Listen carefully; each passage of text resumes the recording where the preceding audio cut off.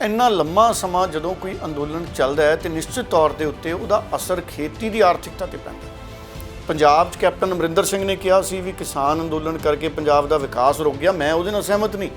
Captain Amarinder Singh ਉਹਨਾਂ ਦੀਆਂ ਆਪਣੀਆਂ ਨਾਕਾਮਯਾਬੀਆਂ ਰਹੀਆਂ ਬਤੌਰ ਮੁੱਖ ਮੰਤਰੀ। ਸਰਕਾਰ ਨੂੰ ਇਹ ਦੇਖਣਾ ਪਏਗਾ ਕਿ ਅਸੀਂ ਵੋਟਾਂ ਦੇ ਪਾਸੇ ਜਾ ਰਹੇ ਹਾਂ, ਇਸ ਕਰਕੇ ਵੋਟਾਂ ਤੋਂ ਪਹਿਲਾਂ ਅਗਰ ਕਿਸਾਨਾਂ ਦੇ ਨਾਲ ਸਰਕਾਰ ਦੀ ਸਹਿਮਤੀ ਬਣ ਜੇ ਜਾਂ ਸਰਕਾਰ ਕਿਸਾਨਾਂ ਦੀ ਮੰਗ ਮੰਨ ਲੇ ਤੇ ਫਿਰ ਜਿਹੜੀਆਂ ਵੋਟਾਂ ਨੇ ਸਾਡੀਆਂ ਉਹ ਅਮਨੋ ਅਮਾਨ ਦੇ ਨਾਲ ਪੈ ਜਾਣਗੀਆਂ। ਕਿਸੇ ਦੇ ਆਉਣ ਜਾਣ ਦਾ ਫਰਕ ਨਹੀਂ ਪੈਂਦਾ। ਪਾਰਟੀਆਂ ਸੋਚ ਨਾਲ ਚੱਲਦੀਆਂ ਨੇ, ਸੰਸਥਾਵਾਂ ਅਦਾਰੇ ਸੋਚ ਨਾਲ ਚੱਲਦੇ ਨੇ, ਪਾਲਿਸੀ ਨਾਲ ਚੱਲਦੇ ਨੇ। ਹੁਣ ਕਈ ਮੰਤਰੀ ਅਗਰ ਹਟਾਏ ਗਏ ਤੇ ਉਹ ਇਹ ਸੋਚਣ ਵੀ ਸਾਨੂੰ ਕਿਉਂ ਹਟਾਤਾ, ਸਾਡਾ ਕਸੂਰ ਕੀ ਸੀ। ਮੈਂ ਤਾਂ ਇਸ ਗੱਲ ਦਾ ਧਾਰਨੀ ਹਾਂ ਗਗਨ ਜੀ ਕਿ 117 ਵਿਧਾਇਕ ਨੇ, 18 ਮੰਤਰੀ ਨੇ, ਸਾਰਿਆਂ ਨੂੰ ਇੱਕ ਸਾਲ ਦਾ ਸਮਾਂ ਦਿੱਤਾ ਜਾਣਾ ਚਾਹੀਦਾ। ਵੱਖ-ਵੱਖ ਮਹਿਕਮਿਆਂ ਲਈ ਬਿਲਕੁਲ ਸਾਦਾ ਸਹੁੰ ਚੁੱਕ ਸਮਾਗਮ ਹੋਵੇ ਜਿਹ 'ਚ ਸਾਲ ਬਾਅਦ 18 ਦੇ 18 ਮੰਤਰੀ ਬਦਲੇ ਜਾਣ ਤਾਂ ਕਿ ਸਾਰੇ ਦੇ ਸਾਰਿਆਂ ਨੂੰ ਹੀ ਕੰਮ ਕਰਨ ਦਾ ਮੌਕਾ ਮਿਲੇ। ਚਰਨਜੀਤ ਚੰਨੀ ਬਹੁਤ ਸਾਊ ਮਨੁੱਖ ਦੀ ਤਰ੍ਹਾਂ ਸਾਰਿਆਂ ਨੂੰ ਦਿਖੇ ਨੇ, ਪਰ ਕੀ ਮਸਲੇ ਹੱਲ ਕਰ ਪਾਉਣਗੇ? ਕੀ ਨਵਜੋਤ ਸਿੰਘ ਸਿੱਧੂ ਤੇ ਚਰਨਜੀਤ ਚੰਨੀ ਟੀਮ ਵਰਕ ਦੇ ਤੌਰ ਤੇ ਅੱਗੇ ਵੱਧ ਸਕਣਗੇ? ਕਿਉਂਕਿ ਵਿਰੋਧੀਆਂ ਨੇ ਵੀ ਇਲਜ਼ਾਮ ਲਾਉਣੇ ਆ।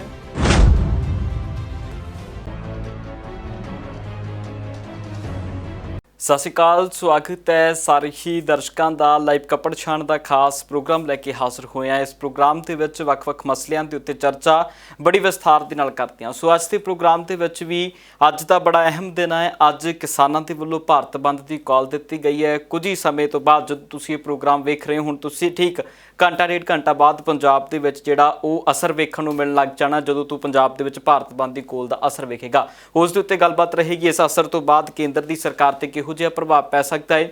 ਉਧਰ ਬੀਤੇ ਦਿਨੀ ਨਵੀਂ ਕੈਬਨਿਟ ਦਾ ਵਿਸਥਾਰ ਹੋਇਆ ਹੈ। ਕੈਬਨਿਟ ਵਿਸਥਾਰ ਦੇ ਵਿੱਚ ਨਵੇਂ ਮੰਤਰੀ ਵੇਖਣ ਨੂੰ ਮਿਲੇ ਨੇ। ਉਹਨਾਂ ਦੇ ਆਉਣ ਦੇ ਨਾਲ ਕਿਹੋ ਜਿਹੀਆਂ ਚੁਣੌਤੀਆਂ ਚੰਨੀ ਸਰਕਾਰ ਦੇ ਅੱਗੇ ਆਈਆਂ ਨੇ, ਉਸ ਦੇ ਉੱਤੇ ਵੀ ਗੱਲਬਾਤ ਜਿਹੜੀ ਰਹੇਗੀ।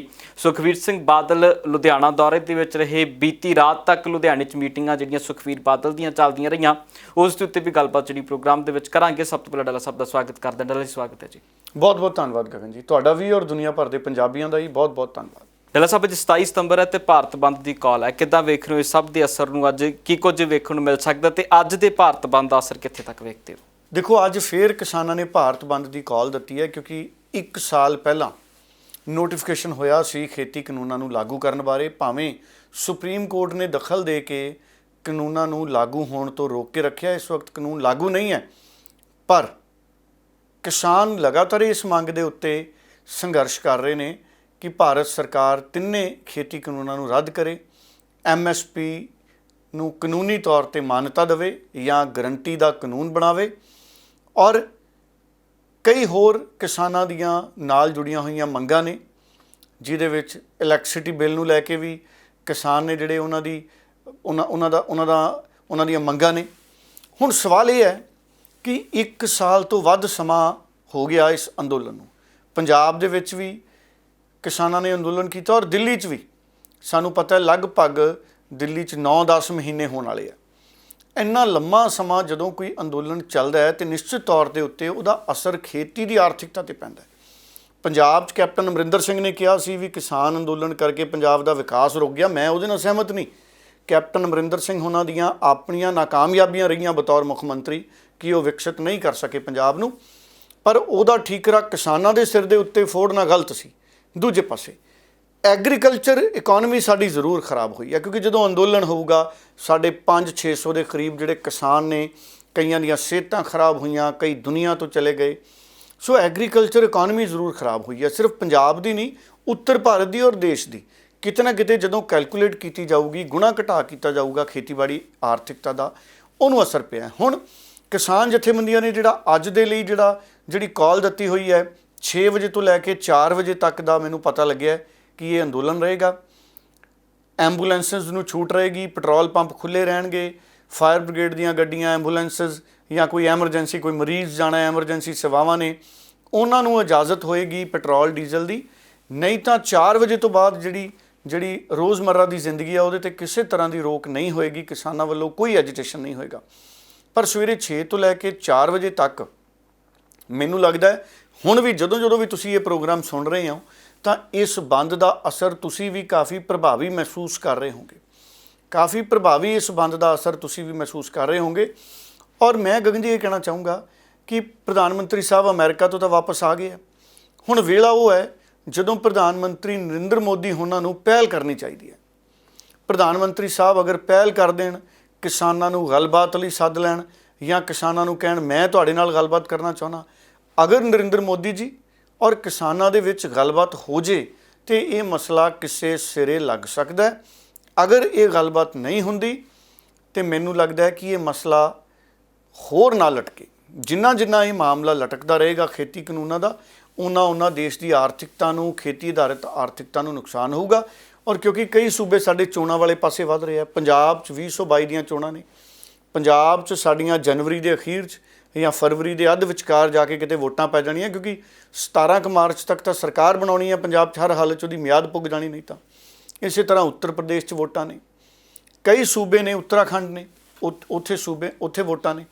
ਇਸ ਕਰਕੇ ਸਰਕਾਰ ਨੂੰ ਇਹ ਦੇਖਣਾ ਪਏਗਾ ਕਿ ਅਸੀਂ ਵੋਟਾਂ ਦੇ ਪਾਸੇ ਜਾ ਰਹੇ ਹਾਂ। ਇਸ ਕਰਕੇ ਵੋਟਾਂ ਤੋਂ ਪਹਿਲਾਂ ਅਗਰ ਕਿਸਾਨਾਂ ਦੇ ਨਾਲ ਸਰਕਾਰ ਦੀ ਸਹਿਮਤੀ ਬਣ ਜੇ ਜਾਂ ਸਰਕਾਰ ਕਿਸਾਨਾਂ ਦੀ ਮੰਗ ਮੰਨ ਲੇ ਤੇ ਫਿਰ ਜਿਹੜੀਆਂ ਵੋਟਾਂ ਨੇ ਸਾਡੀਆਂ ਉਹ ਅਮਨੋ ਅਮਾਨ ਦੇ ਨਾਲ ਪੈ ਜਾਣਗੀਆਂ। ਨਹੀਂ ਤਾਂ ਅਗਰ ਕਿਸਾਨ ਅੰਦੋਲਨ ਚੱਲ ਰਿਹਾ ਹੋਏ, ਉਧਰ ਵੋਟਾਂ ਪੈ ਰਹੀਆਂ ਹੋਣਗੀਆਂ ਤੇ ਭਾਰਤੀ ਚੋਣ ਕਮਿਸ਼ਨ ਨੂੰ ਵੀ ਬਹੁਤ ਮਸ਼ੱਕਤ ਕਰਨੀ ਪਊਗੀ, ਸੂਬੇ ਦੇ ਚੋਣ ਕਮਿਸ਼ਨ ਨੂੰ ਵੀ ਬਹੁਤ ਮਸ਼ੱਕਤ ਕਰਨੀ ਪਏਗੀ ਇਹਨਾਂ ਵੋਟਾਂ ਨੂੰ ਲੈ ਕੇ। ਜਿਸ ਕਰਕੇ ਜਿਹੜੀਆਂ ਸਥਿਤੀਆਂ ਨੇ ਗਗਨ ਜੀ ਉਹ ਕਾਫੀ ਜ਼ਿਆਦਾ ਚੁਣੌਤੀਪੂਰਵਕ ਬਣ ਸਕਦੀਆਂ ਨੇ, ਲਾ ਐਂਡ ਆਰਡਰ ਦੇ ਪੱਖੋਂ, ਚੋਣ ਕਮਿਸ਼ਨ ਦੇ ਪ੍ਰਬੰਧਾਂ ਦੇ ਪੱਖੋਂ, ਮਸ਼ੀਨਾਂ ਦੀ ਆਵਾਜਾਈ ਦੇ ਪੱਖੋਂ। ਸੋ ਇਸ ਕਰਕੇ ਇਹ ਚੁਣੌਤੀਆਂ ਵੱਧਦੀਆਂ ਜਾਣਗੀਆਂ ਅਗਰ ਇਹ ਮਸਲੇ ਜਲਦੀ ਨਾ ਨਿਬੜੇ। ਔਰ ਜਿੱਥੋਂ ਤੱਕ ਪੋਲੀਟੀਕਲ ਤੌਰ 'ਤੇ ਹੈ, ਕੱਲ੍ਹ ਮੈਂ ਦੇਖ ਰਿਹਾ ਸੀ ਨਵਜੋਤ ਸਿੰਘ ਸਿੱਧੂ ਉਹਨਾਂ ਨੇ ਟਵੀਟ ਕੀਤਾ, ਪੰਜਾਬ ਪ੍ਰਦੇਸ਼ ਕਾਂਗਰਸ ਕਮੇਟੀ ਦੇ ਪ੍ਰਧਾਨ ਨੇ। ਉਹਨਾਂ ਨੇ ਟਵੀਟ ਕਰਕੇ ਕਾਂਗਰਸ ਪਾਰਟੀ ਵੱਲੋਂ ਕਿਸਾਨਾਂ ਦੇ ਇਸ ਬੰਦ ਦੀ ਪੂਰਨ ਹਮਾਇਤ ਕੀਤੀ ਹੈ।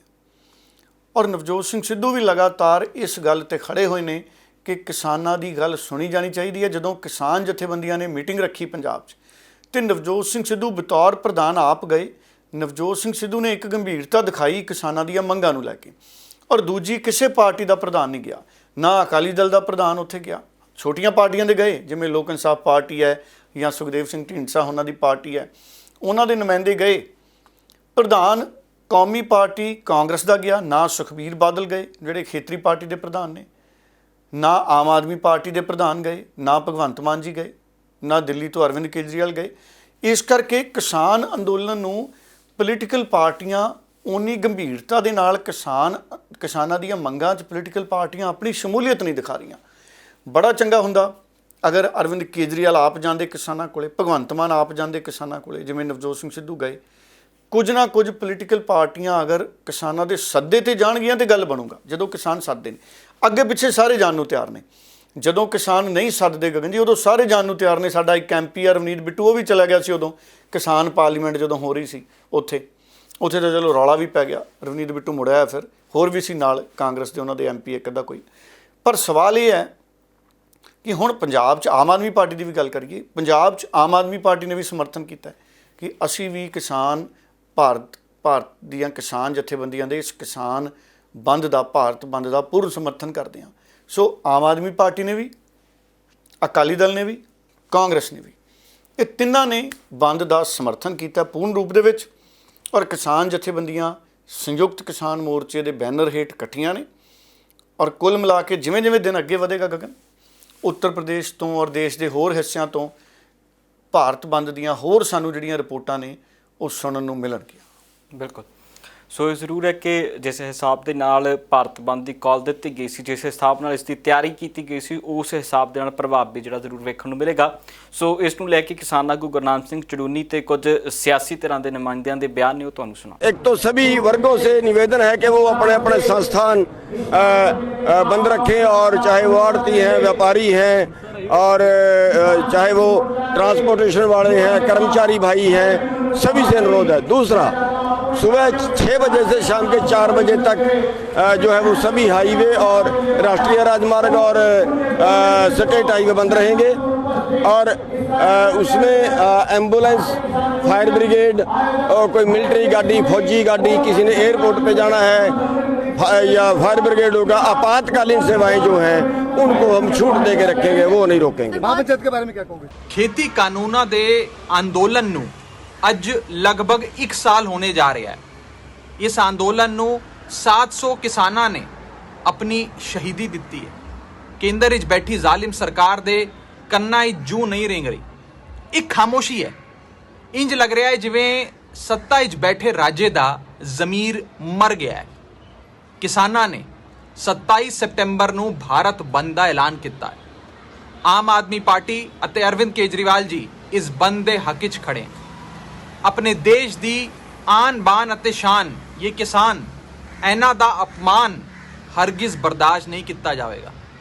सरकार दा फर्ज बनता है इन किसानां नाल गल करके तीनों काले कानूनां नू वापस लवे। आम आदमी पार्टी खेती अंदोलन नू अपना पूर्ण समर्थन दिंदी है ते हर मोर्चे 'च डट के किसान अंदोलन दे हक 'च आवाज़ उठांदी रहेगी।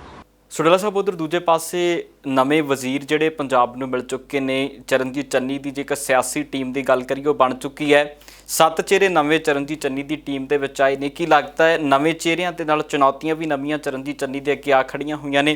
ਕਿਉਂਕਿ ਕੁਝ ਚਿਹਰਿਆਂ ਦਾ ਵਿਰੋਧ ਫਿਰ ਤੋਂ ਸ਼ੁਰੂ ਹੋਇਆ, ਪਾਰਟੀ ਦੇ ਵਿੱਚ ਚਿੱਠੀਆਂ ਵੀ ਲਿਖੀਆਂ ਗਈਆਂ। ਤੇ ਕੀ ਲੱਗਦਾ ਹੁਣ ਚਰਨਜੀਤ ਚੰਨੀ ਦੇ ਅੱਗੇ ਚੁਣੌਤੀਆਂ ਕੀ ਬਣ ਰਹੀਆਂ ਨੇ? ਦੇਖੋ, ਪਹਿਲੀ ਤਾਂ ਗੱਲ ਇਹ ਹੈ ਕਿ ਚਰਨਜੀਤ ਚੰਨੀ ਉਹਨਾਂ ਨੂੰ ਮੁਬਾਰਕਬਾਦ ਹੈ। ਉਹਨਾਂ ਨੇ ਮੁੱਖ ਮੰਤਰੀ ਦੇ ਤੌਰ 'ਤੇ ਮੰਤਰੀ ਮੰਡਲ ਦਾ ਗਠਨ ਕਰ ਲਿਆ। ਕਈ ਨਵੇਂ ਚਿਹਰੇ ਆਏ ਨੇ। ਪ੍ਰਗਟ ਸਿੰਘ ਸਭ ਤੋਂ ਵੱਡੀ ਸੰਭਾਵਨਾ ਨਵੇਂ ਚਿਹਰਿਆਂ ਦੇ ਵਿੱਚ ਮੈਨੂੰ ਲੱਗਦੇ ਨੇ। ਰਾਜਾ ਵੜਿੰਗ ਉਹ ਵੀ ਵੱਡੀ ਸੰਭਾਵਨਾ ਨਵੇਂ ਚਿਹਰਿਆਂ 'ਚ ਲੱਗਦੇ ਨੇ। ਸੰਗਤ ਸਿੰਘ ਗਿਲਜੀਆਂ ਉਹ ਵੀ ਪਹਿਲੀ ਵਾਰ ਆਏ ਨੇ, 3 ਵਾਰ ਵਿਧਾਇਕ ਬਣੇ, ਉਹ ਵੀ ਮੰਤਰੀ ਮੰਡਲ 'ਚ ਆਏ ਨੇ।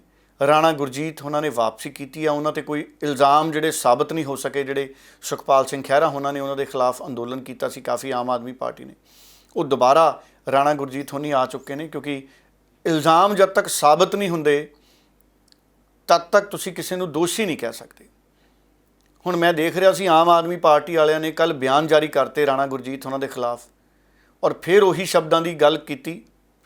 ਇੱਕ ਲੀਡਰ ਆਮ ਆਦਮੀ ਪਾਰਟੀ ਦਾ ਸੁਣ ਰਿਹਾ ਸੀ, ਉਹ ਨਵੇਂ ਇਹਨਾਂ ਲੀਡਰਾਂ ਬਾਰੇ ਉਹੀ ਸ਼ਬਦਾਂ ਦੀ ਆਮ ਆਦਮੀ ਪਾਰਟੀ ਦੇ ਲੀਡਰਾਂ ਨੇ ਗੱਲ ਕੀਤੀ ਜਿਨ੍ਹਾਂ ਸ਼ਬਦਾਂ ਕਰਕੇ ਅਰਵਿੰਦ ਕੇਜਰੀਵਾਲ ਲੈਣ ਬੰਨ੍ਹ ਕੇ ਮਾफ़ੀ ਮੰਗਦੇ ਰਹੇ ਨੇ। ਅਰੁਣ ਜੇਤਲੀ ਨੂੰ ਵੀ ਕੁਛ ਕਹਿਤਾ ਸੀ, ਅਰਵਿੰਦ ਕੇਜਰੀਵਾਲ ਨੇ ਫਿਰ ਮਾफ़ੀ ਮੰਗੀ। ਕਈ ਹੋਰ ਵੱਡੇ ਵੱਡੇ ਲੀਡਰਾਂ ਨੂੰ ਅਰਵਿੰਦ ਕੇਜਰੀਵਾਲ ਨੇ ਕੁਛ ਕਹਿਤਾ ਸੀ, ਉਹਨਾਂ ਤੋਂ ਮਾफ़ੀ ਮੰਗੀ। ਉਸੇ ਤਰ੍ਹਾਂ ਦੇ ਹੀ ਸ਼ਬਦ ਆਮ ਆਦਮੀ ਪਾਰਟੀ ਦੇ ਪੰਜਾਬ ਵਾਲੇ ਇੱਕ ਲੀਡਰ ਨੇ ਫਿਰ ਵਰਤ ਲਏ ਰਾਣਾ ਗੁਰਜੀਤ ਬਾਰੇ। ਸੋ ਮੈਨੂੰ ਲੱਗਦਾ ਜਦ ਤੱਕ ਅਦਾਲਤਾਂ 'ਚ ਕਿਸੇ ਵਿਅਕਤੀ ਨੂੰ ਦੋਸ਼ੀ ਸਾਬਤ ਨਹੀਂ ਕੀਤਾ ਜਾਂਦਾ ਉਹਨੂੰ ਇਸ ਤਰੀਕੇ ਦੇ ਸ਼ਬਦ ਨਾਲ ਸੰਬੋਧਨ ਨਹੀਂ ਕਰਨਾ ਚਾਹੀਦਾ। ਉਹ ਸ਼ਬਦ ਅਸੀਂ ਸੁਣਾਉਂਦੇ ਨਹੀਂ, ਕਿਉਂਕਿ ਅਸੀਂ ਕਦੀ ਵੀ ਇਸ ਤਰੀਕੇ ਦੇ ਜਿਹੜੇ ਗੈਰ ਮਿਆਰੀ ਸ਼ਬਦ ਨੇ ਉਹਨਾਂ ਦੀ ਵਰਤੋਂ ਨਹੀਂ ਕਰਦੇ, ਨਾ ਦਿਖਾਉਂਦੇ ਹਾਂ। ਪਰ ਅਜਿਹਾ ਨਹੀਂ ਕਰਨਾ ਚਾਹੀਦਾ ਸੀ। ਬਿਆਨ ਆਮ ਆਦਮੀ ਪਾਰਟੀ ਦੇ ਲੀਡਰਾਂ ਦਾ ਵੀ ਤੁਹਾਨੂੰ ਸੁਣਾਉਂਦੇ ਹਾਂ। ਹੁਣ ਇਸ ਤੋਂ ਇਲਾਵਾ ਕਈ ਹੋਰ ਨਵੇਂ ਚਿਹਰੇ ਵਜ਼ਾਰਤ 'ਚ ਆਏ ਨੇ। ਰਾਜਾ ਵੜਿੰਗ ਆਏ ਨੇ ਕਾਂਗਰਸ ਦੇ ਵਿੱਚ। ਸੋ ਕਈ ਨਵੇਂ ਚਿਹਰੇ ਆਏ ਨੇ ਕਾਂਗਰਸ 'ਚ। ਕਾਕਾ ਰਣਦੀਪ ਸਿੰਘ ਆਏ ਨੇ ਨਾਭੇ ਤੋਂ, ਔਰ ਜਿੰਨੀ ਦੇਰ ਕੈਪਟਨ ਅਮਰਿੰਦਰ ਸਿੰਘ ਰਹੇ ਨੇ ਉਹਨਾਂ ਨੂੰ ਵਜ਼ਾਰਤ 'ਚ ਆਉਣ ਦਾ ਮੌਕਾ ਨਹੀਂ ਮਿਲਿਆ। ਮੈਂ ਬਹੁਤ ਲੰਮੇ ਸਮੇਂ ਤੋਂ ਕਹਿ ਰਿਹਾ ਸੀ, ਉਹ ਵੀ ਸੁਤੰਤਰਤਾ ਸੈਨਾਨੀਆਂ ਦੇ ਪਰਿਵਾਰ ਦੇ ਨਾਲ, ਸ਼ਹੀਦਾਂ ਦੇ ਪਰਿਵਾਰਾਂ ਦੇ ਨਾਲ ਸੰਬੰਧਿਤ ਨੇ ਸਾਰੇ। ਰਕੇਸ਼ ਪਾਂਡੇ ਵੀ ਮੰਤਰੀ ਮੰਡਲ 'ਚ ਆ ਸਕਦੇ ਸੀ ਗਗਨ ਜੀ, ਲੇਕਿਨ ਰਕੇਸ਼ ਪਾਂਡੇ ਕਾਫੀ ਜ਼ਿਆਦਾ ਚਰਚਿਤ ਹੋ ਗਏ ਪੁੱਤ ਦੀ ਨੌਕਰੀ ਨੂੰ ਲੈ ਕੇ। ਜਿਵੇਂ ਪ੍ਰਤਾਪ ਬਾਜਵੇ ਦਾ ਭਰਾ ਆਪਣੇ ਪੁੱਤ ਦੀ ਨੌਕਰੀ ਨੂੰ ਲੈ ਕੇ ਚਰਚਿਤ ਹੋ ਗਿਆ ਸੀ। ਬਾਅਦ ਦੇ ਵਿੱਚ ਤਾਂ ਪ੍ਰਤਾਪ ਬਾਜਵੇ ਦੇ ਜਿਹੜਾ ਭਰਾ ਹੈ ਉਹਦੇ ਮੁੰਡੇ ਨੇ ਕਹਿਤਾ ਸੀ ਵੀ ਮੈਂ ਨੌਕਰੀ ਨਹੀਂ ਲੈਣੀ, ਪਰ ਚਰਚਿਤ ਹੋ ਗਏ ਸੀ। ਹੁਣ ਗੁਰਪ੍ਰੀਤ ਕਾਂਗੜ ਉਹਨਾਂ ਦੇ ਜਵਾਈ ਸਾਹਿਬ ਨੂੰ ਨੌਕਰੀ ਮਿਲੀ ਸੀ, ਸਰਕਾਰੀ ਨੋਟੀਫਿਕੇਸ਼ਨ ਪਤਾ ਨਹੀਂ ਹੋਇਆ, ਪਤਾ ਨਹੀਂ, ਪਰ ਫੈਸਲਾ ਹੋ ਗਿਆ ਸੀ ਕੈਪਟਨ ਅਮਰਿੰਦਰ ਦਾ। ਮੈਨੂੰ ਲੱਗਦਾ ਉਹਨਾਂ ਦਾ ਮੰਤਰੀ ਵਾਲਾ ਅਹੁਦਾ ਲੈ ਗਿਆ। ਉਹ ਸੋਚਦੇ ਹੋਣੇ ਵੀ ਕਿਤੇ ਉਹਦੇ ਕਰਕੇ ਤਾਂ ਨਹੀਂ, ਪਰ ਨਹੀਂ, ਉਹਦੇ ਕਰਕੇ ਤਾਂ ਨਹੀਂ, ਕਿਉਂਕਿ ਕਾਂਗੜ ਸਾਹਿਬ ਤਾਂ ਕਹਿ ਰਹੇ ਸੀ ਵੀ ਉਹ ਤਾਂ ਸਾਰੇ ਮੈਰਿਟ ਦੇ ਆਧਾਰ 'ਤੇ ਨੌਕਰੀ ਹੋਈ ਹੈ, ਜਿਹੜੀ ਪ੍ਰਕਿਰਿਆ ਸੀ ਉਹਦੇ ਆਧਾਰ 'ਤੇ ਉਹਨਾਂ ਦੇ ਜਵਾਈ ਸਾਹਿਬ ਨੂੰ ਨੌਕਰੀ ਲੱਗੀ ਹੈ। ਪਰ ਕਾਂਗੜ ਸਾਹਿਬ ਦਾ ਮੰਤਰੀ ਪਦ ਰਹਿ ਗਿਆ। ਬਲਬੀਰ ਸਿੰਘ ਸਿੱਧੂ ਸਿਹਤ ਮੰਤਰੀ ਸੀ। ਕੱਲ੍ਹ ਇਹਨਾਂ ਦੋਵਾਂ ਨੇ ਪ੍ਰੈਸ ਕਾਨਫਰੰਸ ਕੀਤੀ ਗਗਨ, ਇਹ ਪੁੱਛ ਰਹੇ ਸੀ ਵੀ ਸਾਡਾ ਕੀ ਕਸੂਰ ਸੀ, ਸਾਨੂੰ ਮੰਤਰੀ ਦੇ ਅਹੁਦੇ ਤੋਂ ਲਾਤਾ। ਅਸਲ 'ਚ ਜਿਹੜੀਆਂ ਵੱਡੀਆਂ ਪੋਲੀਟੀਕਲ ਪਾਰਟੀਆਂ ਨੇ ਨਾ, ਮੈਂ ਕੱਲ੍ਹ ਪਰਸੋਂ ਵੀ ਇੱਕ ਇੰਟਰਵਿਊ 'ਚ ਕਹਿ ਰਿਹਾ ਸੀ ਇੱਕ ਚੈਨਲ 'ਤੇ, ਵੱਡੀਆਂ ਪਾਰਟੀਆਂ ਸਮੁੰਦਰ ਹੁੰਦੀਆਂ ਨੇ, ਕਿਸੇ ਦੇ ਆਉਣ ਜਾਣ ਦਾ ਫਰਕ ਨਹੀਂ ਪੈਂਦਾ। ਪਾਰਟੀਆਂ ਸੋਚ ਨਾਲ ਚੱਲਦੀਆਂ ਨੇ, ਸੰਸਥਾਵਾਂ ਅਦਾਰੇ ਸੋਚ ਨਾਲ ਚੱਲਦੇ ਨੇ, ਪਾਲਿਸੀ ਨਾਲ ਚੱਲਦੇ ਨੇ। ਹੁਣ ਕਈ ਮੰਤਰੀ ਅਗਰ ਹਟਾਏ ਗਏ ਤੇ ਉਹ ਇਹ ਸੋਚਣ ਵੀ ਸਾਨੂੰ ਕਿਉਂ ਹਟਾਤਾ, ਸਾਡਾ ਕਸੂਰ ਕੀ ਸੀ। ਮੈਂ ਤਾਂ ਇਸ ਗੱਲ ਦਾ ਧਾਰਨੀ ਹਾਂ ਗਗਨ ਜੀ ਕਿ 117 ਵਿਧਾਇਕ ਨੇ, 18 ਮੰਤਰੀ ਨੇ, ਸਾਰਿਆਂ ਨੂੰ 1-1 ਸਾਲ ਦਾ ਸਮਾਂ ਦਿੱਤਾ ਜਾਣਾ ਚਾਹੀਦਾ। ਵੱਖ-ਵੱਖ ਮਹਿਕਮਿਆਂ ਲਈ ਬਿਲਕੁਲ ਸਾਦਾ ਸਹੁੰ ਚੁੱਕ ਸਮਾਗਮ ਹੋਵੇ ਜਿਹ 'ਚ ਸਾਲ ਬਾਅਦ 18 ਦੇ 18 ਮੰਤਰੀ ਬਦਲੇ ਜਾਣ, ਤਾਂ ਕਿ ਸਾਰੇ ਦੇ ਸਾਰਿਆਂ ਨੂੰ ਹੀ ਕੰਮ ਕਰਨ ਦਾ ਮੌਕਾ ਮਿਲੇ ਔਰ ਉਹਦੇ ਨਾਲ ਇੱਕ ਮੁਕਾਬਲੇ ਦੀ ਭਾਵਨਾ ਪੈਦਾ ਹੋਏਗੀ। ਸਾਰੇ ਨਹੀਂ ਬਦਲਣੇ, 10-10 ਕਰਕੇ ਬਦਲੋ, ਤਾਂ ਕਿ ਉਹਨਾਂ ਨੂੰ ਇੱਕ ਟਾਰਗੇਟ ਹੋਵੇ ਵੀ ਤੁਸੀਂ ਆਹ ਕੰਮ ਕਰਨੇ ਨੇ। ਜੇ ਤੁਸੀਂ ਕਰ ਗਏ ਆਪਣੇ ਮਹਿਕਮੇ 'ਚ ਤਾਂ ਠੀਕ ਹੈ, ਨਹੀਂ ਤਾਂ ਸਾਡੇ ਰਿਵਾਜ ਕੀ ਹੈ, ਸਾਡੇ ਬਹੁਤੇ ਮੰਤਰੀ ਨੇ, ਜਦੋਂ ਬਹੁਤੇ ਵਿਧਾਇਕ ਨੇ, ਮੰਤਰੀ ਨੇ, ਜਦੋਂ ਵਿਧਾਇਕ ਬਣੇ ਹੁੰਦੇ ਨੇ ਉਸ ਤੋਂ ਪਹਿਲਾਂ ਉਹਨਾਂ ਦੀ ਆਮਦਨ ਦੇਖ ਲਓ, ਇਨਕਮ ਟੈਕਸ ਦੀਆਂ ਰਿਟਰਨਾਂ, ਤੇ ਜਦੋਂ ਉਹਨਾਂ ਦੇ 5 ਸਾਲ ਪੂਰੇ ਹੋ ਜਾਂਦੇ ਨੇ ਫਿਰ ਉਹਨਾਂ ਦੀਆਂ ਇਨਕਮ ਟੈਕਸ ਦੀਆਂ ਰਿਟਰਨਾਂ ਦੇਖ ਲਓ। ਵੀ ਵਿਧਾਇਕ ਬਣ ਕੇ ਤੁਸੀਂ ਇਹੋ ਜਿਹਾ ਕਿਹੜਾ ਕੰਮ ਕਰਤਾ ਵੀ ਐਡੀ ਇਨਕਮ ਤੁਹਾਨੂੰ ਹੋ ਗਈ। ਅਸਲ 'ਚ ਹੁੰਦਾ ਕੀ ਹੈ, ਸਾਡੇ ਬਹੁਤ ਸਾਰੇ ਮੰਤਰੀ ਤੇ ਵਿਧਾਇਕ, ਉਹਨਾਂ ਦੀ ਕੋਸ਼ਿਸ਼ ਪਤਾ ਕੀ ਹੋਣ ਲੱਗ ਜਾਂਦੀ, ਆਪਣੇ ਕੰਮਕਾਰ ਚਲਾ ਲਈਏ, ਆਪਣੇ ਪੁੱਤ ਦਾ ਕੰਮ ਸੈੱਟ ਕਰ ਲਈਏ। ਪੰਜਾਬ ਦੇ ਪੁੱਤਾਂ ਬਾਰੇ ਭਾਵੇਂ ਨਾ ਸੋਚਣ, ਉਹ ਆਪਣੇ ਧੀ ਪੁੱਤ ਬਾਰੇ ਪਹਿਲਾਂ ਸੋਚਣ ਲੱਗ ਜਾਂਦੇ ਨੇ। ਸੋ ਤੁਸੀਂ ਸਿਆਸਤ 'ਚ ਹੀ ਉਦੋਂ ਆਵੋ ਜਦੋਂ ਤੁਹਾਡਾ ਧੀ ਪੁੱਤ ਸੈੱਟ ਹੋ ਜਾਏ, ਨਹੀਂ ਤਾਂ ਉਹਨਾਂ ਨੂੰ ਵੀ ਸਧਾਰਨ ਪਰਿਵਾਰਾਂ ਦੇ ਬੱਚਿਆਂ ਵਾਂਗ ਆਪਣੇ ਪੈਰਾਂ 'ਤੇ ਖੜੇ ਹੋਣ ਦਿਓ ਖੁਦ। ਸੋ ਇਹ ਇੱਕ ਸਧਾਰਨ ਜਿਹੀਆਂ ਗੱਲਾਂ ਨੇ, ਮੈਂ ਕਿਸੇ ਨੂੰ ਇਲਜ਼ਾਮ ਨਹੀਂ ਮੈਂ ਕਿਸੇ 'ਤੇ ਲਾ ਰਿਹਾ। ਸਾਰੀਆਂ ਪਾਰਟੀਆਂ ਦੇ ਵਿੱਚ ਇਹ ਆਲਮ ਹੈ। ਅਕਾਲੀ ਦਲ ਹੋ ਗਿਆ, ਆਮ ਆਦਮੀ ਪਾਰਟੀ ਹੋ ਗਿਆ, ਜਾਂ ਹੋਰ ਪਾਰਟੀਆਂ ਹੋ ਗਈਆਂ। ਚਲੋ ਆਮ ਆਦਮੀ ਪਾਰਟੀ ਵਾਲੇ ਗੁੱਸਾ ਨਾ ਕਰ ਜਾਣ, ਉਹਨਾਂ ਦਾ ਪਹਿਲੀ ਵਾਰੀ MLA ਬਣੇ ਆ ਪੰਜਾਬ ਵਾਲੇ, ਪਰ ਉਹ ਜਦੋਂ 5 ਸਾਲ ਹੋ ਜਾਣਗੇ ਫਿਰ ਉਹਨਾਂ ਦਾ ਕੱਢਾਂਗੇ ਹਿਸਾਬ ਕਿਤਾਬ ਕਿ ਉਹਨਾਂ ਨੇ ਕਿੰਨੇ ਕੁ ਪੈਸੇ, ਉਹਨਾਂ ਦੇ ਇਨਕਮ ਟੈਕਸ ਦੀਆਂ ਰਿਟਰਨਾਂ ਕਿੱਡੀਆਂ ਕੁ ਮਜ਼ਬੂਤ ਹੋਈਆਂ ਜਾਂ ਨਹੀਂ ਹੋਈਆਂ। ਸਾਰੇ ਨਹੀਂ, ਵਿੱਚ ਇਮਾਨਦਾਰ ਵੀ ਹੈ, ਸਾਰੇ ਨਹੀਂ, ਵਿੱਚ ਇਮਾਨਦਾਰ ਵੀ ਬੜੇ ਨੇ। ਕਈ ਤਾਂ ਹਜੇ ਇਹੋ ਜਿਹੇ ਵੀ ਹੈਗੇ ਜਿਨ੍ਹਾਂ ਕੋਲੇ ਆਪਣੇ ਨਾਂ 'ਤੇ, ਵਿਚਾਲਿਆਂ ਕੋਲੇ ਸਕੂਟਰ ਮੋਟਰਸਾਈਕਲ ਹੀ ਮਸਾਂ ਹੋਣਾ, ਕਾਰਾਂ ਕਿੱਥੇ ਹੋਣੀਆਂ ਉਹਨਾਂ ਦੇ ਨਾਂ 'ਤੇ। ਸਾਊ ਵੀ ਹੋਣੇ ਕਈ ਇਹੋ ਜਿਹੇ, ਪਰ ਇੱਕ ਆਮ ਪਰਸੈਪਸ਼ਨ ਧਾਰਨਾ ਹੈ। ਸੋ ਇਹ ਜਿਹੜੀ ਧਾਰਨਾ ਹੈ, ਇਹਦੇ ਬਾਰੇ ਬਹੁਤ ਜਿਹੜੀ ਸਾਡੀ ਸਿਆਸਤ ਹੈ, ਇਸ ਧਾਰਨਾ ਨੇ ਵੀ ਬਹੁਤ ਸਾਡੀ ਸਿਆਸਤ ਨੂੰ ਗੰਦਲਾ ਕੀਤਾ। ਸੋ ਇਸ ਕਰਕੇ ਗਗਨ ਜੀ, ਜਿਹੜਾ ਹੁਣ ਚੁਣੌਤੀਆਂ ਨੇ ਨਾ ਚਰਨਜੀਤ ਚੰਨੀ ਹੁਣਾਂ ਅੱਗੇ, ਉਹ ਇਹ ਨੇ ਕਿ ਸਮਾਂ 3-4 ਮਹੀਨੇ ਦਾ ਰਹਿ ਗਿਆ। 3-4 ਮਹੀਨਿਆਂ 'ਚ ਚਰਨਜੀਤ ਚੰਨੀ ਹੁਣੀ ਕਿੰਨਾ ਕੁ ਡਿਲੀਵਰ ਕਰ ਪਾਉਂਦੇ ਨੇ? ਕੀ ਬਿਜਲੀ ਦੇ ਸਮਝੌਤੇ ਰੱਦ ਕਰ ਪਾਉਣਗੇ? ਕਰਨੇ ਚਾਹੀਦੇ ਨੇ, ਕਰ ਵੀ ਸਕਦੇ ਨੇ। ਕੀ ਬਰਗਾੜੀ ਦੇ ਬੇਅਦਬੀ ਦੇ ਮਾਮਲਿਆਂ ਦਾ ਇਨਸਾਫ ਦਵਾ ਦੇਣਗੇ ਪੁਲਿਸ ਤੋਂ? ਨਵੇਂ DGP ਲਾ ਲਏ ਉਹਨਾਂ ਨੇ, ਸਹੋਤਾ ਸਾਹਿਬ, ਕੀ ਇਨਸਾਫ ਦੇ ਜਾਣਗੇ? ਵੱਡੀ ਚੁਣੌਤੀ ਹੈ, ਕਿਉਂਕਿ ਮੈਂ ਵਿਰੋਧੀ ਧਿਰਾਂ ਦਾ ਰਵੱਈਆ ਵੀ ਦੇਖਦਾ ਸੀ। ਵਿਰੋਧੀ ਧਿਰਾਂ ਕਹਿੰਦੀਆਂ ਵੀ ਨਵਜੋਤ ਸਿੰਘ ਸਿੱਧੂ ਸੁਪਰ CM ਬਣ ਗਏ, ਜਦਕਿ ਚਾਹੀਦਾ ਤਾਂ ਇਹ ਹੈ ਵੀ ਸੰਗਠਨ ਤੇ ਸਰਕਾਰ ਮਿਲ ਕੇ ਕੰਮ ਕਰੇ। ਜਦ ਤੱਕ ਸੰਗਠਨ ਦਾ ਦਬਾਅ ਨਹੀਂ ਹੋਊਗਾ, ਸਰਕਾਰ ਕੰਮ ਨਹੀਂ ਕਰ ਸਕੂਗੀ। ਤੇ ਜੇ ਇਹੀ ਇਸੇ ਤਰ੍ਹਾਂ ਦੀ ਸਿਆਸਤ ਰਹੂਗੀ, ਤੇ ਜੇ ਕਿਤੇ ਸੰਗਠਨ ਤੇ ਸਰਕਾਰਾਂ 'ਚ ਹਮੇਸ਼ਾ ਦੂਰੀਆਂ ਹੀ ਰਹੀਆਂ, ਫਿਰ ਸਾਡੇ ਪੰਜਾਬੀਆਂ ਦੇ ਮਸਲੇ ਉਹਨੇ ਹੱਲ ਨਹੀਂ ਹੋਣੇ ਗਗਨ, ਜਿੰਨੇ ਹੋ ਸਕਦੇ ਆ ਟੀਮ ਵਰਕ 'ਚ। ਦੇਖੋ, ਟੀਮ ਐਫਰਟ ਹੁੰਦਾ, ਕਪਤਾਨ ਵੀ ਇਕੱਲਾ ਕਪਤਾਨ ਨਹੀਂ ਹੁੰਦਾ।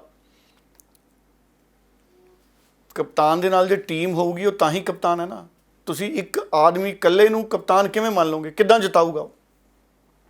ਸੋ ਸਾਡੇ ਕਪਤਾਨੀ ਦਾ ਬਹੁਤ ਰੌਲਾ ਰਹਿੰਦਾ ਮੁਲਕ 'ਚ, ਭਾਵੇਂ ਸਿਆਸਤ ਦੀ ਕਪਤਾਨੀ ਹੋਵੇ, ਭਾਵੇਂ ਖੇਡਾਂ ਦੀ। ਸਿਫਾਰਸ਼ੀ ਵੀ ਲੱਗਦੇ ਸਾਡੇ ਕਪਤਾਨ, ਸਰਕਾਰਾਂ ਦੇ ਵੀ ਤੇ ਖੇਡਾਂ ਦੇ ਵੀ, ਖੇਡਾਂ ਵਾਲੀਆਂ ਟੀਮਾਂ ਦੇ ਵੀ ਸਿਫਾਰਸ਼ੀ ਕਪਤਾਨ ਲੱਗਦੇ। ਸਾਡੇ ਰਿਵਾਜ ਹੈ, ਮਾੜਾ ਰਿਵਾਜ ਹੈ। ਹੁਣ ਜਿੱਥੋਂ ਤੱਕ ਗੱਲ ਰਹਿ ਗਈ, ਨਵਜੋਤ ਸਿੰਘ ਸਿੱਧੂ 'ਤੇ ਇਲਜ਼ਾਮ ਲਾਉਂਦੇ ਨੇ ਵੀ ਇਹ ਸੁਪਰ CM ਬਣ ਗਏ ਜੀ ਵਿਰੋਧੀ ਪਾਰਟੀਆਂ ਵਾਲੇ। ਅਸਲ 'ਚ ਵਿਰੋਧੀ ਪਾਰਟੀਆਂ ਕੋਲੇ ਵੀ ਗਗਨ ਇਸ ਤੋਂ ਇਲਾਵਾ ਕੋਈ ਹੋਰ ਚੀਜ਼ ਬਚੀ ਨਹੀਂ, ਕਿਉਂਕਿ ਜਿਸ ਤਰੀਕੇ ਨਾਲ ਨਵਜੋਤ ਸਿੰਘ ਸਿੱਧੂ ਤੇ ਰਾਹੁਲ ਗਾਂਧੀ ਨੇ ਇੱਕ ਵੱਡਾ ਸਿਆਸੀ ਫੈਸਲਾ ਕੀਤਾ, ਮੈਂ ਦਾ ਨਹੀਂ ਕਹੂੰਗਾ, ਸਿਆਸੀ ਫੈਸਲਾ ਕੀਤਾ ਚਰਨਜੀਤ ਚੰਨੀ ਉਹਨਾਂ ਨੂੰ ਪ੍ਰੋਜੈਕਟ ਕਰਕੇ ਮੁੱਖ ਮੰਤਰੀ। ਆਮ ਆਦਮੀ ਪਾਰਟੀ ਔਰ ਅਕਾਲੀ ਦਲ ਦੀ ਜਿਹੜੀ ਰਣਨੀਤੀ ਆ ਉਹ ਵਿਗੜ ਗਈ। ਜੋ ਸੋਚ ਕੇ ਚੱਲ ਰਹੀਆਂ ਸੀ ਪਾਰਟੀਆਂ, ਵਿਗੜ ਗਈ ਉਹਨਾਂ ਦੀ ਰਣਨੀਤੀ। ਕੇਜਰੀਵਾਲ ਨੇ ਆਉਣਾ ਸੀ, ਕਹਿੰਦੇ ਐਤਵਾਰ ਨੂੰ ਲੁਧਿਆਣੇ ਗਿਆ ਹੀ ਨਹੀਂ। ਉਹ ਸੋਚਦਾ ਹੋਣਾ ਵੀ ਉਦੋਂ ਤਾਂ ਮੰਤਰੀ ਮੰਡਲ ਨੇ ਸਹੁੰ ਚੁੱਕਣੀ ਹੈ, ਵੀ ਕਿਤੇ ਇਹ ਨਾ ਹੋਵੇ ਕਿ ਸਾਡੀ ਜਿਹੜੀ ਅਸੀਂ ਗਰੰਟੀ ਦੇਣੀ ਹੈ ਉਹਦੀ ਕੋਈ ਜ਼ਿਆਦਾ ਗੱਲ ਹੀ ਨਾ ਤੁਰੇ। ਇਹ ਵੀ ਹੋ ਸਕਦਾ ਕਿਸੇ ਵਿਅਕਤੀ ਨੂੰ ਸ਼ਾਮਲ ਕਰਨਾ ਹੋਵੇ ਸੰਮਤੀ ਕੇਂਦਰ ਲੁਧਿਆਣੇ 'ਚ ਜਾ ਕੇ, ਤੇ ਕੇਜਰੀਵਾਲ ਦੇ ਆਉਣ ਤੋਂ ਠੀਕ ਪਹਿਲਾਂ ਉਹਨੇ ਇਨਕਾਰ ਕਰਤਾ ਹੋਵੇ। ਇਹ ਵੀ ਹੋ ਸਕਦਾ ਕੇਜਰੀਵਾਲ ਕੋਈ ਵੱਡਾ ਚਿਹਰਾ ਹੀ ਐਲਾਨ ਕਰਨ ਆਉਣਾ ਹੋਵੇ ਕੇਜਰੀਵਾਲ ਨੇ, ਵੀ ਅਸੀਂ ਵੀ ਮੁੱਖ ਮੰਤਰੀ ਦਾ ਚਿਹਰਾ ਲਿਆਵਾਂਗੇ। ਸੋ ਹੁਣ ਆਉਂਦੇ ਦਿਨਾਂ 'ਚ ਪੰਜਾਬ ਦੀ ਸਿਆਸਤ ਹੈ ਜਿਹੜੀ ਗਗਨ, ਇਹ ਫੇਰ ਗਰਮ ਹੋਣੀ ਹੈ। ਨਵੀਂ ਸਰਕਾਰ ਬਣ ਚੁੱਕੀ ਹੈ। 5, 7, 10 ਦਿਨ ਜਿਹੜੇ ਸ਼ੁਰੂਆਤੀ ਦਿਨ ਹੁੰਦੇ ਨੇ, ਉਹ ਚਰਨਜੀਤ ਚੰਨੀ ਉਹਨਾਂ ਨੇ ਵਧੀਆ ਡਿਲੀਵਰ ਕੀਤਾ, ਲੋਕਾਂ ਤੇ ਪ੍ਰਭਾਵ ਗਿਆ। ਚਰਨਜੀਤ ਚੰਨੀ ਬਹੁਤ ਸਾਊ ਮਨੁੱਖ ਦੀ ਤਰ੍ਹਾਂ ਸਾਰਿਆਂ ਨੂੰ ਦਿਖੇ ਨੇ, ਪਰ ਕੀ ਮਸਲੇ ਹੱਲ ਕਰ ਪਾਉਣਗੇ? ਕੀ ਨਵਜੋਤ ਸਿੰਘ ਸਿੱਧੂ ਤੇ ਚਰਨਜੀਤ ਚੰਨੀ ਟੀਮ ਵਰਕ ਦੇ ਤੌਰ ਤੇ ਅੱਗੇ ਵੱਧ ਸਕਣਗੇ? ਕਿਉਂਕਿ ਵਿਰੋਧੀਆਂ ਨੇ ਵੀ ਇਲਜ਼ਾਮ ਲਾਉਣੇ ਆ, ਜੇ ਸਿੱਧੂ ਤੇ ਚਰਨਜੀਤ ਚੰਨੀ ਕਿਤੇ ਇਕੱਠੇ ਚੱਲ ਗਏ ਫਿਰ ਸਿੱਧੂ ਨੂੰ ਟਾਰਗੇਟ ਕਰਨਗੇ ਗਗਨ ਵਿਰੋਧੀ ਵੀ ਇਹ ਸੁਪਰ ਸੀਐਮ ਹੈ। ਸੋ ਪੰਜਾਬ ਦੇ ਮੁੱਦੇ ਹੱਲ ਕਰਨ ਦੇ ਲਈ ਸਰਕਾਰ ਦਾ ਤੇ ਸੰਗਠਨ ਦਾ ਤਾਲਮੇਲ ਵੀ ਬੜਾ ਜ਼ਰੂਰੀ ਹੈ। ਨਵਜੋਤ ਸਿੰਘ ਸਿੱਧੂ ਉਹਨਾਂ ਨੇ ਖੂਬ ਜ਼ੋਰ ਪਾਇਆ ਜਦੋਂ ਕੈਪਟਨ ਅਮਰਿੰਦਰ ਸਿੰਘ ਮੁੱਖ ਮੰਤਰੀ ਸੀ, ਪਰ ਉਦੋਂ ਕੈਪਟਨ ਸਾਹਿਬ ਸੁਣਦੇ ਨਹੀਂ ਰਹੇ। ਹੁਣ ਸਰਕਾਰ ਦਾ ਤੇ ਸੰਗਠਨ ਦਾ ਤਾਲਮੇਲ ਜ਼ਰੂਰੀ ਹੈ ਗਗਨ। ਅਗਰ ਤਾਂ ਸਰਕਾਰ ਤੇ ਸੰਗਠਨ ਦਾ ਤਾਲਮੇਲ ਜ਼ਰੂਰੀ ਹੋਇਆ ਤੇ ਮੁੱਦੇ ਹੱਲ ਹੋਣ ਵਾਲੇ ਪਾਸੇ ਕਾਂਗਰਸ ਵਧੂ। ਅਗਰ ਸਰਕਾਰ ਤੇ ਸੰਗਠਨ ਦਾ ਤਾਲਮੇਲ ਕਮਜ਼ੋਰ ਹੋਇਆ ਤੇ ਫਿਰ ਚੁਣੌਤੀਆਂ ਦਾ ਸਾਹਮਣਾ ਕਰਨਾ ਪਊਗਾ ਚਰਨਜੀਤ ਚੰਨੀ ਉਹਨਾਂ ਨੂੰ। ਪਰ ਅਸੀਂ ਆਸ ਕਰਾਂਗੇ ਕਿ ਇਹ ਮਸਲੇ ਹੱਲ ਹੋਣਗੇ, ਕਿਉਂਕਿ ਸਾਰੇ ਚੰਗੀ ਸੋਚ ਨਾਲ ਆਏ ਨੇ। ਪ੍ਰਗਟ ਸਿੰਘ ਵੀ, ਰਾਜਾ ਵੜਿੰਗ ਵੀ। ਉਮੀਦ ਕਰਦੇ ਹਾਂ ਕਿ ਹੁਣ ਇਹ ਮਸਲੇ ਹੱਲ ਹੋਣਗੇ ਜਿਹੜੇ ਅੜੇ ਪਏ ਨੇ। ਤੇ ਡਾਕਟਰ ਸਾਹਿਬ, ਕੱਲ੍ਹ ਸੁਖਬੀਰ ਸਿੰਘ ਬਾਦਲ ਵੀ ਲੁਧਿਆਣਾ ਦੇ ਵਿੱਚ ਆਏ ਸੀ, ਉਹਨਾਂ ਦੇ ਇਸ ਆਉਣ ਨੂੰ ਕਿੱਦਾਂ ਵੇਖ ਰਹੇ ਹੋ? ਦੇਖੋ, ਸੁਖਬੀਰ ਸਿੰਘ ਬਾਦਲ ਉਹਨਾਂ ਨੇ ਕੱਲ੍ਹ ਮੀਟਿੰਗਾਂ ਕੀਤੀਆਂ ਔਰ ਮੈਨੂੰ ਪਤਾ ਲੱਗਿਆ ਇੱਕ ਪ੍ਰੈਸ ਕਾਨਫਰੰਸ ਵੀ ਕੀਤੀ ਸੁਖਬੀਰ ਸਿੰਘ ਬਾਦਲ ਨੇ। ਔਰ ਜਿਹੜੀ ਨਵੀਂ ਸਰਕਾਰ ਦੇ ਵਿੱਚ ਮੰਤਰੀ ਆਏ ਨੇ, ਇੱਕ ਦੋ ਮੰਤਰੀਆਂ ਦੇ ਨਾਂ ਤੇ ਸੁਖਬੀਰ ਸਿੰਘ ਬਾਦਲ ਨੇ ਵੀ ਸਵਾਲ ਖੜੇ ਕੀਤੇ ਨੇ। ਔਰ ਸੁਖਬੀਰ ਸਿੰਘ ਬਾਦਲ ਨੇ ਅਕਾਲੀ ਦਲ ਦੇ ਜਿਹੜੇ ਲੀਡਰ ਨੇ ਜਾਂ ਜਿਹੜੇ ਉਮੀਦਵਾਰ ਨੇ ਉਹਨਾਂ ਦੇ ਵਿੱਚ ਜੋਸ਼ ਭਰਿਆ ਕਿ ਅਸੀਂ ਪੂਰੀ ਤਰ੍ਹਾਂ ਨਾਲ ਮੁਕਾਬਲੇ 'ਚ ਹਾਂ। ਔਰ ਚਰਨਜੀਤ ਚੰਨੀ ਉਹਨਾਂ 'ਤੇ ਵੀ ਸੁਖਬੀਰ ਸਿੰਘ ਬਾਦਲ ਤਿੱਖੇ ਸਿਆਸੀ ਹਮਲੇ ਕਰਦੇ ਨੇ।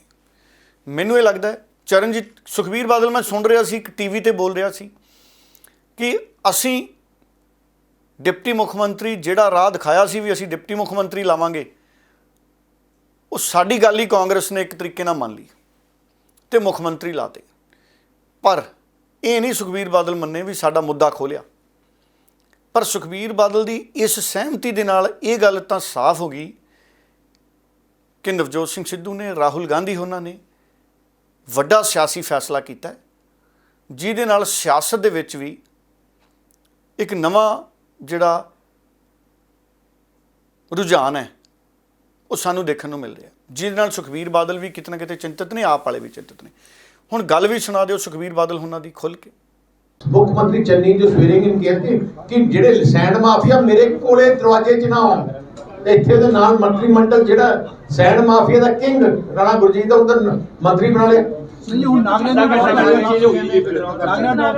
ਘੰਟਾ ਪਹਿਲੇ ਹੋਇਆ।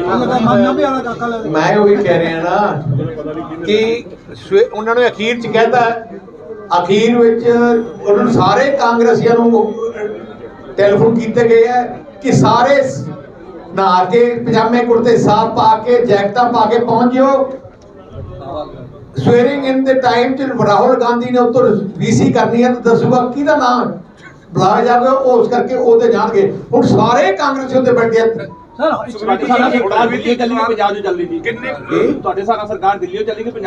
ਸਰਕਾਰ ਦਿੱਲੀੋਂ ਚੱਲ ਰਹੀ ਹੈ। ਸੋ ਇਹ ਖਾਸ ਖਬਰਾਂ ਸੀ ਜਿਨ੍ਹਾਂ ਦੇ ਉੱਤੇ ਗੱਲਬਾਤ ਅੱਜ ਦੇ ਪ੍ਰੋਗਰਾਮ ਦੇ ਵਿੱਚ ਰਹੀ ਹੈ। ਅਗਲੇ ਪ੍ਰੋਗਰਾਮ ਦੇ ਵਿੱਚ ਫਿਰ ਮਿਲਦੇ ਹਾਂ ਜੀ। ਫਿਲਹਾਲ ਦੀ ਇਜਾਜ਼ਤ। ਬਹੁਤ ਬਹੁਤ ਧੰਨਵਾਦ ਜੀ। ਬਹੁਤ ਧੰਨਵਾਦ।